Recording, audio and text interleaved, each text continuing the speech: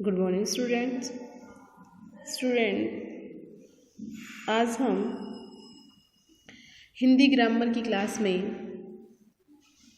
7th lesson है जो Hindi grammar का, जिसका नाम है वचन, इंग्लिश में इसे नंबर कहते हैं, ये करने जा रहे हैं।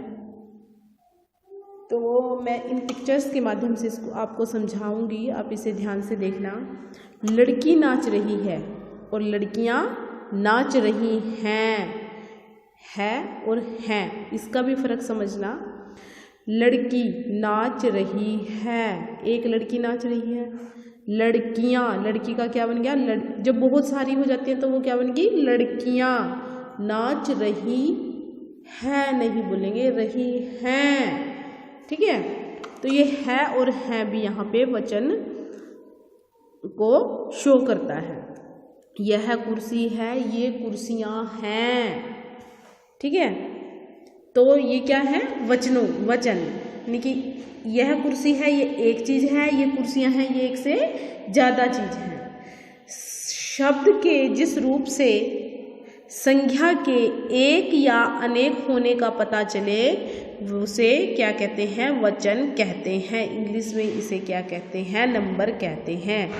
यानी शब्द के जिस रूप से संख्या के एक या अनेक होने का पता चले, जैसे लड़की क्या है? एक, और लड़कियां अनेक, कुर्सी एक, कुर्सियां अनेक।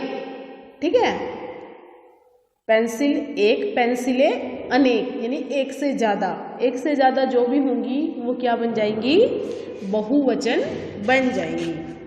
तो आपको पता चला किसे कहते हैं वचन? जिन शब्दों से संख्या के एक या अनेक होने का, यानी एक या एक से ज़्यादा होने का पता चले। आगे है वचन के प्रकार। वचन के आगे कितने प्रकार हैं? 2 प्रकार हैं। एक वचन सिंगुलर नंबर, बहुवचन प्लूरल नंबर।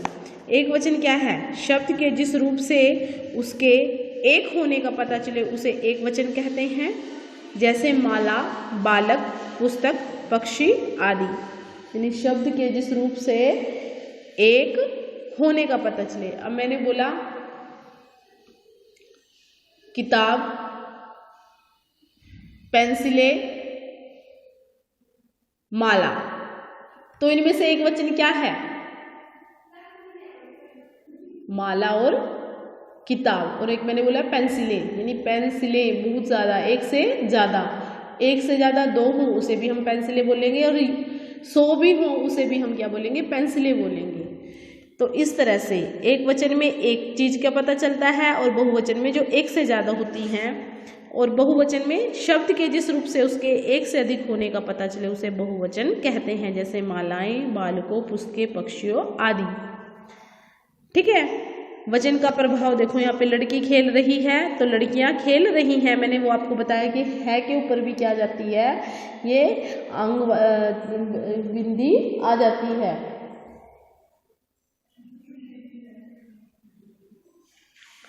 अंग की बिंदी आ जाती है। पेड़ हिल रहा है, पेड़ हिल रहे हैं। साधु ने भोजन किया, साधुओं ने भोजन किया। और एक और बात है, यहाँ देखिए, ध्यान से देखना। आदर देने के लिए एक व्यक्ति के लिए भी बहुवचन का प्रयोग किया जाता है। जैसे मम्मी काम कर रही हैं, हम अपनी माता पिता को रिस्पेक्ट देते हैं, अपने से बड़ों को, तो हम ऐसे बोल सकते हैं। टीचर क्लास में पढ़ा रही हैं, हम ऐसे भी बहुवचन का प्रयोग कर सकते हैं। ठीक है, तो यहाँ पर दिखा रखा है आपने पढ़ा। शब्द के जिस रूप से संख्या के एक या अनेक होने का पता चले उसे क्या कहते हैं? वचन कहते हैं। और वचन के कितने प्रकार हैं? 2, एक वचन, बहुवचन। एक वचन में क्या होता है? जिस शब्दों से, शब्द के जिस रूप से संख्या के एक होने का पता चले उसे हम एक वचन कहते हैं, जैसे माला, बालक, पुस्तक, पक्षी आदि। और बहुवचन में शब्द के जिस रूप से उसके एक से अधिक होने का पता चले उसे क्या कहते हैं? बहुवचन कहते हैं। ठीक है, आपको समझ आया कि वचन क्या होता है और इसके कितने भेद हैं? इस वीडियो में इतना ही। Thank you.